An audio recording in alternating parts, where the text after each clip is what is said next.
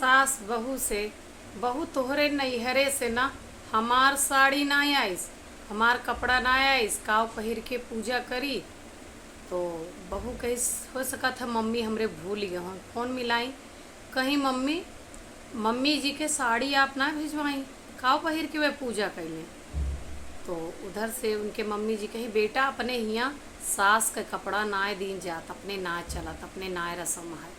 कहीं अच्छा कहीं मम्मी जी हमरे हियाँ सास का कपड़ा नाय दीन जात, कहीं कैसा नैहरे वाले तोहरे यहाँ, हमरे हियाँ तो सास के साथे नंदों का कपड़ा आवत है, सास के तो बातें छोड़ दा, का तोहरे नैहरे वाले एकदम भिखमंगा। हाँ, तो उधर से उनके मम्मी कहीं हम सब तो ना भिखमंगा ही समझिन जी, भिखमंगा तो आपका खानदान नजर आवता है।